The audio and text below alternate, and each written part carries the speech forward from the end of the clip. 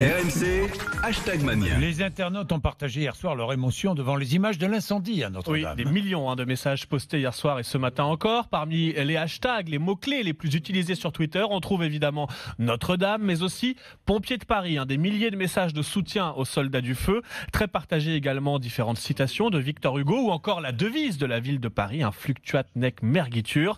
Alors globalement, ce sont évidemment les mots tristesse, émotion, désastre qui reviennent le plus dans les tweets. C'est un sentiment bien étrange, dit un internaute, que de vivre en direct la destruction d'un symbole de Paris et de la France.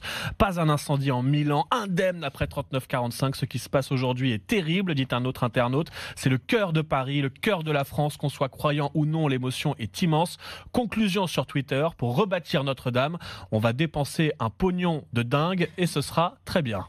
Évidemment, les premières fake news, fausses informations ont commencé à circuler dès le début de l'incendie. Évidemment, sur certains comptes Twitter qui se présentent comme des comptes d'infos. On a affirmé dès hier soir que les rosaces Nord, Sud et Ouest ont explosé et disparu dans l'incendie. Impossible à affirmer à l'heure actuelle et pourtant des milliers d'internautes ont partagé cette fausse info. Autre tweet partagé par 10 000 internautes qui affirment que Notre-Dame a déjà subi un tel incendie avant d'être restaurée. Le tout photo à l'appui. L'info est évidemment fausse. Les images sont celles de la cathédrale de Reims bombardée pendant la Première Guerre mondiale. Enfin, des sites complotistes d'extrême droite américains ont expliqué dans la soirée, je cite, que l'incendie a été déclaré intentionnellement, prétendant s'appuyer sur des déclarations d'un prétendu ouvrier. Là encore, tout cela est faux, pure fake news. Une enquête a bien été ouverte par le parquet de Paris pour destruction involontaire par incendie, mais nous savons uniquement pour l'instant, je cite, que la piste d'un départ de feu accidentel depuis le chantier retient l'attention des enquêteurs. En l'état des investigations. Et nous poursuivrons évidemment sur